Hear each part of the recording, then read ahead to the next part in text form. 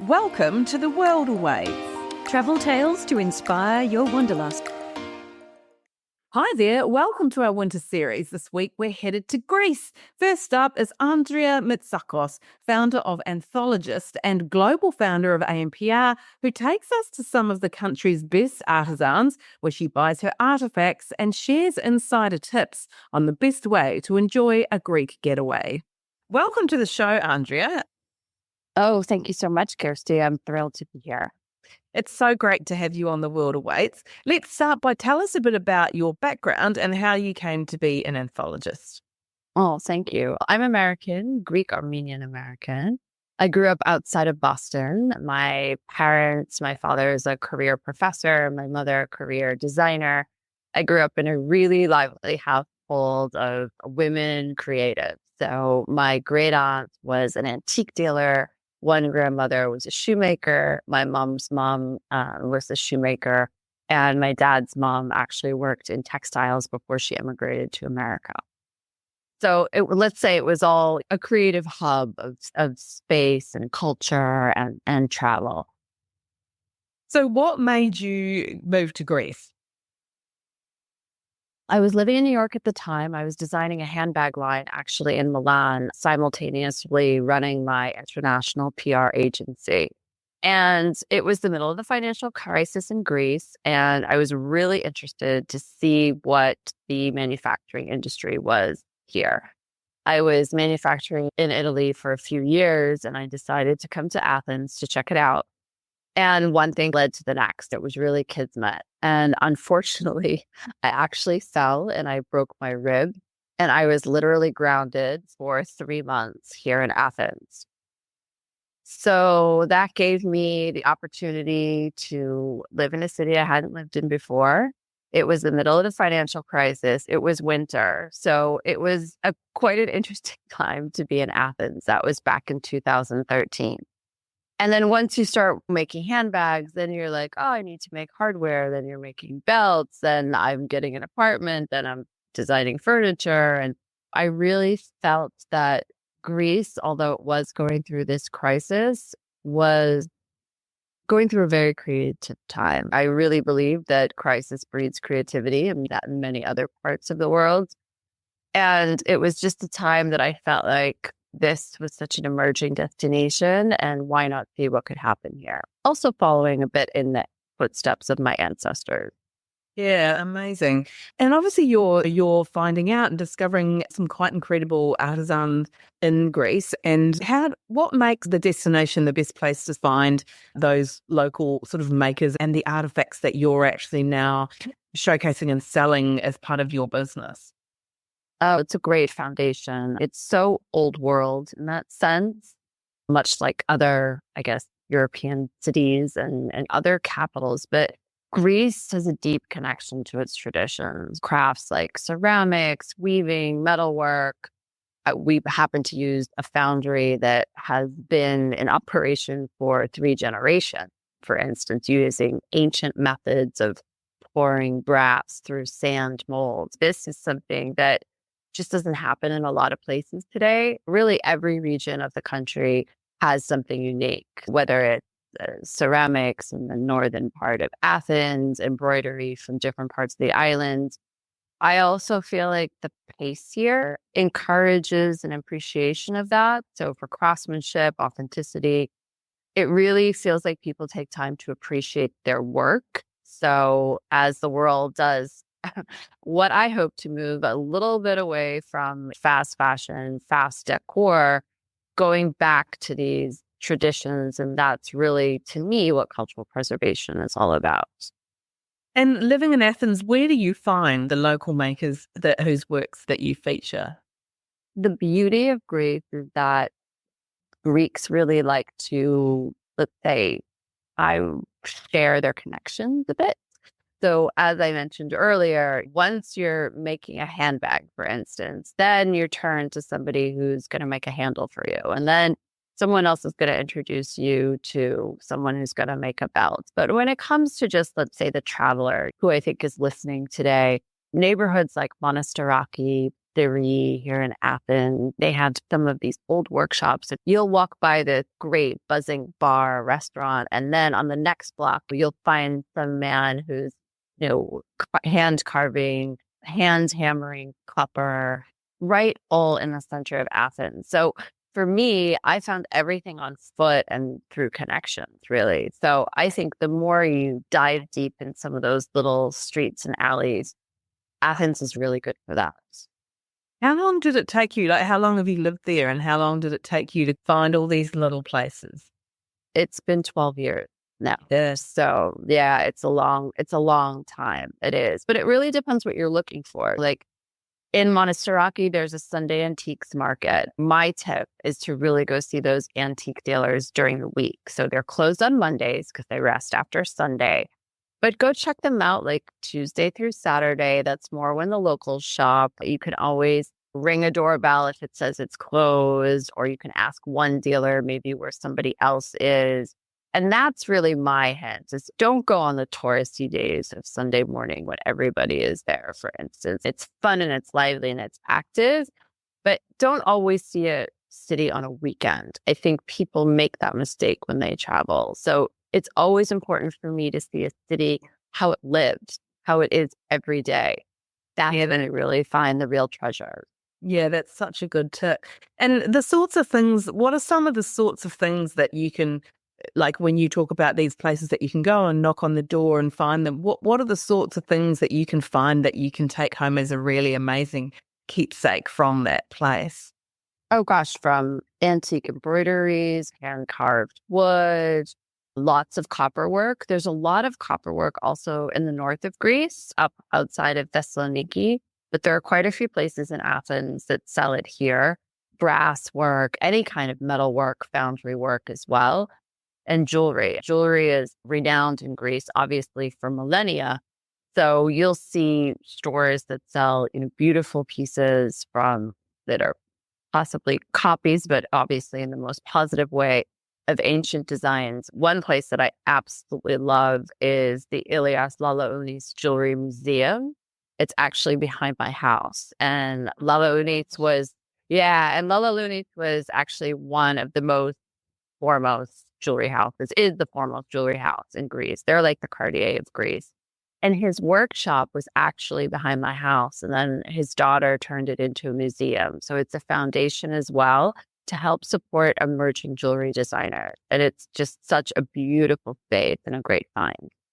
You can just turn up there. They have normal museum hours like a lot of museums do. They're usually closed one day. They also have workshops. So if you're interested in trying your own jewelry or learning direct from an artisan, they do run workshops as well. They also have apprenticeships for emerging jewelry artists as well that they help support.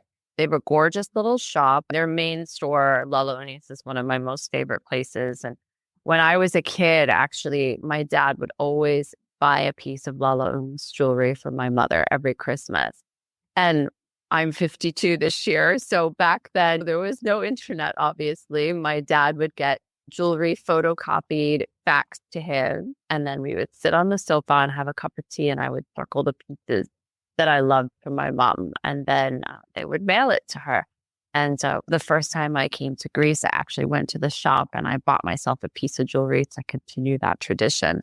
And I met one of the daughters, Katerini, and we're still friends today. And I carry on the tradition. Yeah, I love buying a piece of jewelry for myself every year. I think it's really important. Oh, that's such a lovely thing to do. What a wonderful story and a wonderful way to carry on that family tradition.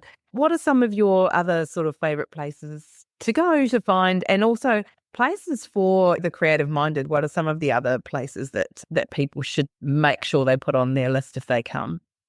Oh, definitely Crete. Crete is it's a country in and of itself, to be perfectly honest. The textiles, traditional craft, there's incredible places. My PR agency, we work with a company called Faya there, and they have two beautiful hotels, Faya Blue and Faya Cretan Malia. And they have curated this incredible, like hand-picked secrets that the owners, these two fabulous sisters, put together in East Crete. And they'll take you to workshops and factories where they're still making beautiful, those huge ancient amphora pots by hand, little bakeries, olives, wine, of course, but loads of little hidden secrets. So Crete is really an incredible place to discover things. Also Paros, where we have two anthologist boutiques as well. There's a gorgeous antique store there called The Antique Store. My friends Lydia and Petros own it. And he is a generational antique dealer as well as a furniture store. Paros has some beautiful ceramics, as well as Sithnos is an incredible destination for ceramics. It's a beautiful hotel there called Verena, and they have a beautiful shop too that has lots of local ceramics. What I try to do is always direct people also to the Cycladic Museum here in Athens. They have a beautiful shop where you can get a great education of the Cycladic islands as well. Santorini, even though people think that, oh, there's crowds, there's this, everyone's saying that. So it's actually a really good time to go to Santorini because everyone says the same thing and then nobody shows up, right? We have some beautiful hotels we work with there too. Mystique, the Dama is in this gorgeous little village with like beautiful wine shops. And I just think that a lot of the islands also, they replicate what's been around for millennia in a modern way.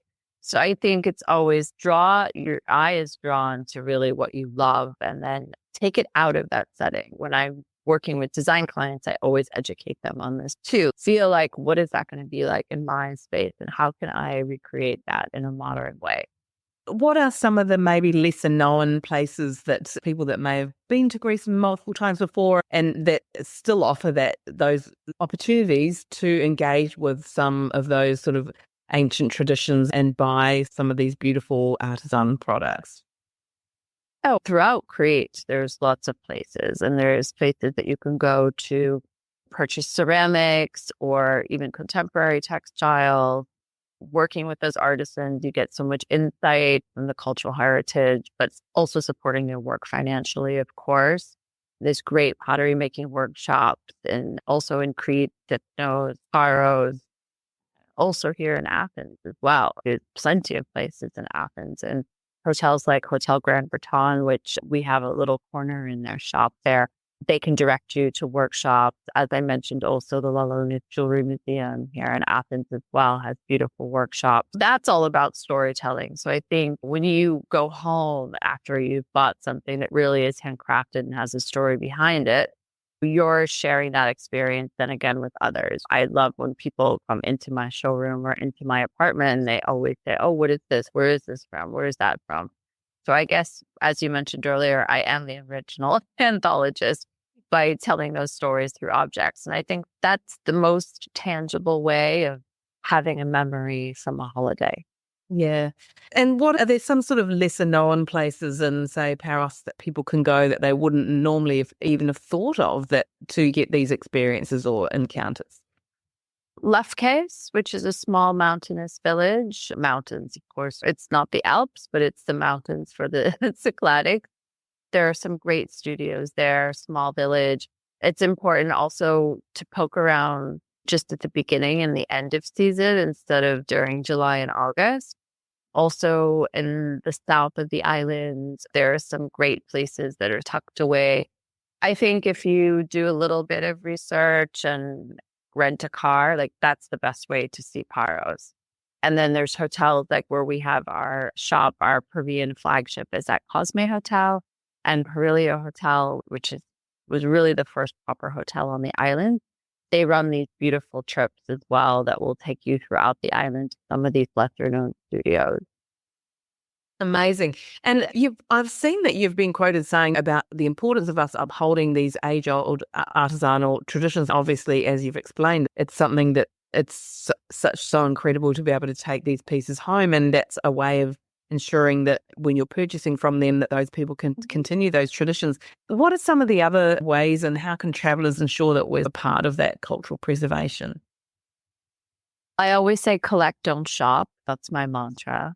And I think that it's really important to support the local community. The sustainability isn't about being eco or green all the time, right? And this is why pathologists exist. So when you're a traveler and you go to a destination, I think it's so important to be, of course, respectful of culture and tradition. And at the same time, when you are purchasing something that is a tangible representation of a destination, you're making a contribution not only financially, but also to that cultural preservation of a destination, right? That's something that you're going to have forever. It's better than any memory. So, what are your future plans as far as being an anthologist? This year, we continue our showroom in Athens. We're doing by appointment here. We're launching some really interesting collections. So, we're launching a vintage textile collection, which will be online in the next 30 days or so, which we're really excited about. And I've collected so many textiles over the years, so they're really hard to part with, but I can't keep them all. So we've decided to share them with the world, which I love textiles. My grandmother made textiles, so it's a really important part of me and what the company is about. We'll be opening our seasonal summer shops in Paros, so at Perilio and Cosme Hotel.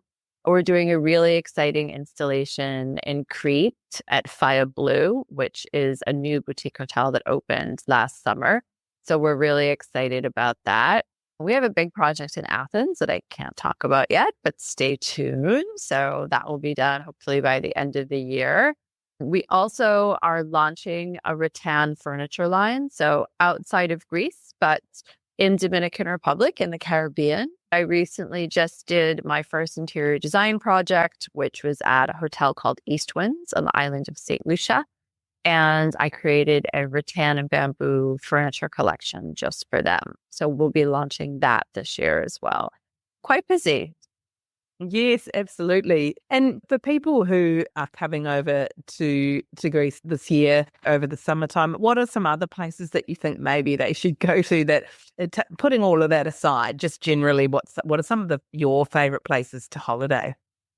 Oh, Syros should be the top of everyone's list. It's not a traditional beach destination. There are beaches. It is actually one of the only islands that has 50% Greek Orthodox and 50% Catholicism, which makes it really interesting. And in April this year, the Easters fall on the same time. So they're both April 20th, which doesn't happen too often. And Syros has the most incredible architecture, unexpected architecture, I should say, of anywhere, I think, in the entire country. There are very famous architects that have built their opera house is a mini version of La Scala in Milan, which was built by an Italian architect. And it's really, to me, I think one of the most culturally rich and off the radar destinations. It's also the capital of the Cyclades, the Cyclades Islands as well. I would definitely head there. And then the Peloponnese, Mani, which is where my family is from. I'm sorry. Mani is south. It's about 4 hours driving. It is another side of Greece. Totally. It is like something you've never seen before. The landscape, the people, the food, the attitude. It's such a stunning place. So I think exploring more of the mainland too. There's a beautiful little hotel there called Corona Suite. It's actually owned by the same people that have the Cosme and Perilio and Paros and the other hotels in Santorini. And actually, they got married there. It was their own home. They developed it into a boutique hotel, and it's just a stunning place. So if you're inclined to stay on the mainland a little bit, I would definitely go to Mani. Amazing, fantastic recommendations. Thank you so much for those. And sadly, we're running out of time. Okay. I'm going to have to ask you the question that we ask all of our interviewees, which is, what's the most bizarre thing that's ever happened to you in your travels? When I traveled to Greece in January 2013, I actually fell and broke my rib. I was working on a project in Malaysia, so I had to fly to Malaysia the next day, and I was gone for 10 days. And I was in a lot of pain, obviously. And I came back to Athens, and I was staying at Hotel Grand Bertin at the time. And I went to the hospital, and the doctor showed me the x-ray, and it was not even a fracture. This was a full-on break. So I ended up living at Hotel Grand Bertin. So I was the modern day Eloise living in the hotel for 3 months. And it It was an incredible time because it was also the financial crisis. There were demonstrations in Syntagma Square every day. And it was really a time that I was able to explore the city on foot, alone. And that's how I fell in love with the city. I'd say that the ancients found me, Greece found me. And that's why I feel like I decided to stay, because I was able to explore a city not as a traveler, not even as someone who lived here. It was really like, okay, forced entry in a way. And I just loved that time because it was so soulful. It was so peaceful. It was winter, which is an incredible time to come to Greece. And I discovered so many things that I normally wouldn't, because sometimes when you're a traveler, you feel like, oh, I need to do these 5 things on my list. But when you're in a place for an extended period of time, you get to explore a city a different way. And it actually also happened to me in 2022 in Mexico City. I was actually hit by a wave in Oaxaca and I tore my ACL and I ended up being in Mexico City with surgery for 3 months. So hopefully no more injuries, touch wood. Yes. You've had your fair share. I have, but see, that's my best advice is when you travel, take it slowly. The world is a big place and you should always appreciate every moment that you have on it and the people that you meet and those human connections and the stories that they tell you. Wow, that's so beautiful. And yes, gosh, isn't it incredible that even though through something so traumatic for you and clearly challenging to deal with medically, what came out of that? Absolutely. Yes. I'm very blessed to be here. And I do this interview talking to you, staring at the Acropolis, and it reminds me, yes, of why I'm here every day. Gosh, it's been so wonderful to chat with you. And thank you so much for coming on the show. And we will put all of the links in the show notes. That was Andrea Mitsakos talking about the value of cultural preservation through the purchases you make. And you can find out more about her at anthologist.com. Next up, my co-host Val Jackson takes us to Greece and Bulgaria, travelling by rail on a slow food, slow travel journey of these neighbouring countries. Hey, well, it's been an amazing trip, but it had 2 parts. So firstly, I flew into Athens and then I drove down to the Peloponnese Peninsula because I was reviewing the new Mandarin Oriental Hotel in Costa Navarino down on the south coast. So this is mainland Greece. And the Peloponnese has 3 fingers, 3 peninsulas, and I was staying on one of those. The main towns in this area include Pylos and Methone, which are loaded with history from ancient ruins to medieval castles. The super atmospheric Methone Castle was built by the Venetians in 1209. Did you know the Venetians were ruling this part of the coastline? I know, right? So they had it for about 300 years until the Ottomans took it over. They came back in, went back out. It's just the most beautiful, beautiful location. And we don't talk about it that much because everybody's so focused on the islands and they tend to stay away from mainland Greece. Yeah, that's it. I mean, that's the thing. I just love hearing about these sorts of places because, and this is the great thing about everywhere you travel, it's always somewhere a little off the beaten track. And I just love the fact that, that you were in this place that some people wouldn't have even heard of. A lot of people would never have heard of, actually. And also everyone knows the Mandarin Orientals are great hotels, but what made that one a standout? What was sort of different and special about that one? Well, it's been open for just over a year. It's got 51 suites and 48 pool villas. I was lucky enough to score a pool villa. So when I woke every morning to look out over the pool, I was then looking past it into Navarino Bay, which, because, I love a good history hit, it was the site of the last naval battle fought by sailing ships in 1827, which marked the beginning of the Greek War of Independence. So cool. So cool. So, you just had this incredible sweep of beach that you looked out at a bay, and this beautiful deep water bay. And one of the really interesting parts of it is the food side, because I was there. Well, it was all about food. It was basically 2 weeks of eating myself for a second backside. So here, what about the run? Didn't you do a run while you were there? I did a run. Yeah, the first day I got up and went for a run with the personal trainer. She did not even break a sweat. It was already like 29 degrees, and she was just trotting along lightly. Where did you run? we ran around the perimeter of the Mandarin Oriental because this Costa Navarino is a region has been developed. There's already a W hotel there. There's been marinas developed, there's golf courses and stuff like that. And the Mandarin Oriental is like the next stage of this. So we went for a jog around that. We're literally, we go past, we went through the golf course, but then we're going past these ancient olive groves.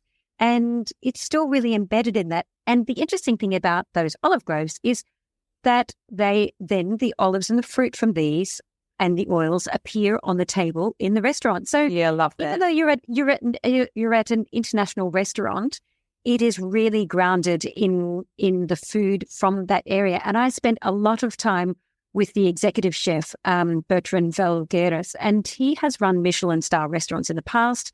He stayed on site before it opened to find local farmers and fishermen so that he could supply everything from the most spectacular sheep's yogurt I've ever eaten. You know, that very Greek thing of having yogurt with honey and walnuts as a breakfast. It was just astonishing.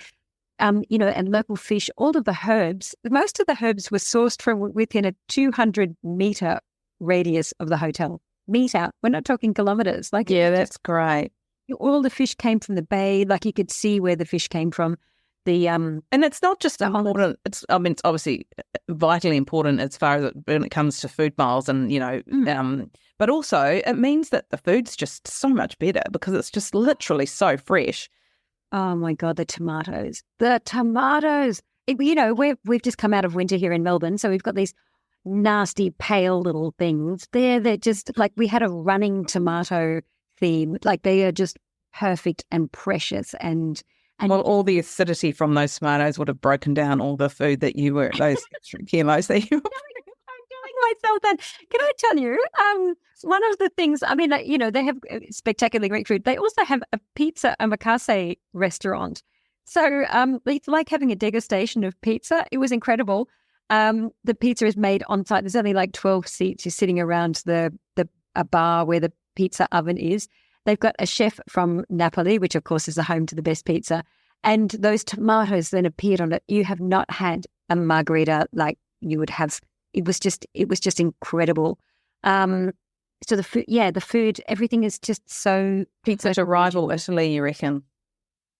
Well, the guy was using those techniques. But he's just using all of the local produce that's there. The anchovies from nearby. And, oh God, it was so good. And we just stuffed ourselves on incredible pizzas and drank local wines, which was really a great experience. And, like all of Greece, you have to make sure you're somewhere fabulous when the sun is setting, so you catch that golden light on the water. And I would have said go up to the hilltop spa and watch it from the infinity pool, and you just see the sun sinking down over the beautiful islands out behind you. Absolutely beautiful. So the next part of your trip, how did you end up going from there to get to Bulgaria, and how long did that take? Because I have a little bit of insider knowledge of how long that took you, and I was very impressed on you when you first arrived, the fact that you drove that distance on your own, but you drove back again. So tell us about what the distance was to get from there back to where you're going. I did pick up a hire car in Athens, and I was thinking, gosh, I haven't driven on the other side of the road forever. But, how bad can it be? How bad can Athens traffic be? Like most jet lag. With a bit of jet lag, I just had like a coffee that could you could stand your spoon up in. And I was like, right, that's it. And just thundered on down the highways down to the Peloponnese. Which takes about 3.5 hours to drive. So it's a solid clip. And, you just get into the swing of it. And so I drove from Athens down to Costa Navarino, spent my beautiful time in the Mandarin Oriental, drove back up. And from there, I was on the second part of my trip, which was this slow travel, slow food adventure. So I ditched the hire car and I teamed up with Eurail, who sells rail passes all the way through Europe. So from there, I was catching local trains from Athens to Thessaloniki in the north of Greece and then on to Bulgaria. Amazing. So how does that Eurail pass work? We did touch on that a little bit because you said that those kids were on those similar passes. But tell us a bit. Obviously, it works for 15 and 16-year-olds, so it must be pretty easy to use. Well, yeah, you get an app. So they're, of course, intuitive with the app. But what it means is you can plan your route. And let's say you buy a pass. The pass that I had was a first-class pass for unlimited train travel for 15 days. And you've got either a month or 2 months to use. Like, so you've got 15 travel days in a 1 or 2 month period. So you can hop on and hop off during that day, or you can, use it on overnight sleepers as well. And it goes to 30,000 destinations across 33 European countries. So it's designed to do cross-border travel and take the pain out of it. So what I reckon that mum did was probably help her kid plan his trip, from Brussels and Paris and stuff like that. You load it into the app and then you activate your day travel as you go. So yeah, it's really quite amazing. It does sound really easy. And it's all about slowing it down, right? So a bit of slow travel in there and then you don't have to drive. But what about when you're actually in those places? How do you get around then? Well, the aim of it was to try to, keep our, to keep the carbon footprint down. Australians, we've got to make that initial flight over anyway. But once you're there, using public transport, there's using the metros when you're in the cities, trying to avoid using taxis. So walking from the train stations to the hotels. And the great thing about, when you're on rail is you don't have to check in or anything like that. You just get to the station 5 or 10 minutes beforehand, get into your carriage and you're gone. It doesn't have that, can I say, incredibly onerous level of bureaucracy that airports have done because, oh my goodness, I'm fried for the amount of passport controls and customs checks and all of that sort of thing. The only time we did have a check was when we crossed over the border from Greece to Bulgaria. So I mean, the whole thing kicked off in Athens, which has just got such an incredible, huge energy. It's got the Acropolis and all of those other ancient Greek sites, but then it's got fabulous art galleries. It's got a really vibrant street scene. And in the warmer months, which we're still in, everyone's on the street, sipping coffee, eating simit, which are these sort of knots of sesame seed bread rings. And there's a really strong slow food scene starting to happen here. And then from there, we trained up to Thessaloniki of a couple of hours. And look, what I love about Thessaloniki, and when I put stuff up on my Instagram, I had heaps of people saying the same thing. Love this place, love it. It's so layered. It's Greek, but then it's got Balkan undertones. And then you see the Ottoman or the Turkish influence in the architecture. You see it in the food. And food, Thessaloniki is the most famous for being the home of the bougratsa, which is that layered custard-filled pastry that's usually eaten for breakfast. And it's home of the souvlaki. Yay! So thank you, Thessaloniki, for bringing that to us. Don't mind a little soup. I don't know about you, Kirsty, but... Yeah, absolutely. Yeah. And look, interestingly, Thessaloniki's also got a strong Jewish history.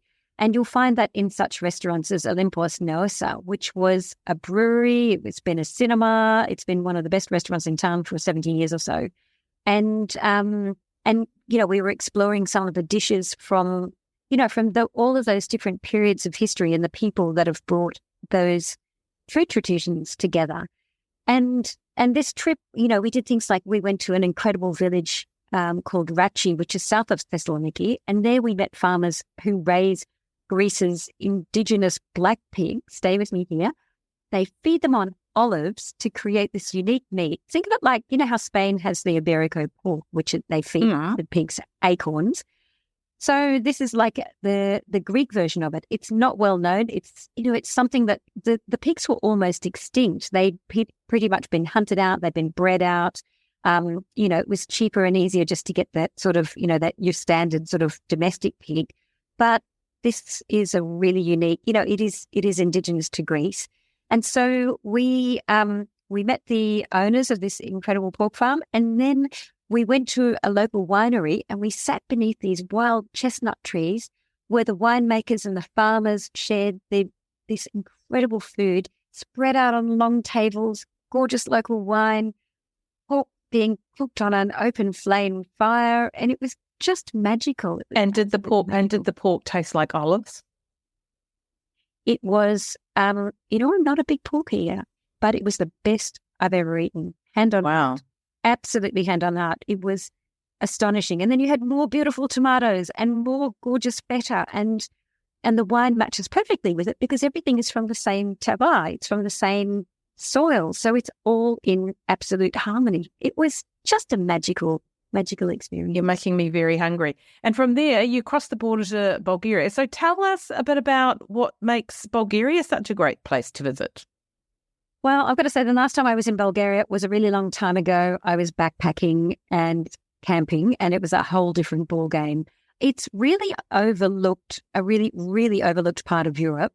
But what you'll find now is Ryanair flies in there. So you'll find Brits are flying into winter for the cheap skiing. It's really one of the cheapest destinations to ski in Europe. And the Black Sea resorts are party towns for the kids. But we're all about the food and wine in the capital, Sofia, and the second city of Plovdiv. So Sofia, you're in the land of gold-topped domes, of Orthodox cathedrals. You can pick up a little Soviet war memorial sold in the street market. So it's still got all of that history behind it. The streets are dings of trams everywhere. So I felt very at home being a Melburnian. And we went looking for, Bulgarian food. So we went back to super traditional foods, like so many different types of white and yellow cheeses. I found it really fascinating. Everybody eats a salad called shopska salad, which is kind of like a Greek salad, but they grate white cheese over the top of it. It was actually invented during the communist era as a national salad because, Greece has got a national salad. Bulgaria needs its own national salad. I don't know what Australia's would be. And they are also masters of the slow cooked lamb dish, which is perfect for this slow food, slow travel adventure. Yeah, maybe a bit of beetroot and egg on a bit of four leaf. See the Australian salad. Beetroot. It wasn't a big beetroot thing, I was kind of like, it was kind of there, but also too. So we were there in coming into autumn in the harvest. So things like those root vegetables are going to, because it's so seasonal, that's going to be your winter. You're going to see all of those root veggies coming on in the winter menus. But we were still in the last days of summer. It was sort of hovering around the 30-degree mark. It was no, I'm talking about Australian's national salad. You were asking what the Australian? beetroot? Yes, Speaking of the beetroot, bit of beetroot, bit of boiled egg, bit of mayo, bit of mayo squeezed on the top. There we go. The Aussie burger. Why would you have like a beetroot and pineapple on a burger? Anyway, back to it. Tell us a bit more about Plovdiv, because it sounds amazing. It sounds like it was such an incredible city to end your trip on. Yeah, it's about 3 hours from Sofia by train, and it's got this incredible history. The hotel I stayed at, the Visualisa Hotel, was a former cigar factory because there's a lot of tobacco grown in Bulgaria. And it's set up on the hills looking across to another hill where the gorgeous old town is built. So it's a university city, and it's already vibrant, but it really took off when it was named the 2019 European City of Culture. And that prompted the city to renovate its 18th century old houses, which you wander through. It's a real fire burner. So like I was hitting my step counter. And these gorgeous old townhouses, which then they've got crafts and traditional musical instruments and things like that. So you go in and explore them, and you meet the people that are playing, flutes, or they might be blacksmithing or embroidery and stuff like that, all through this old town.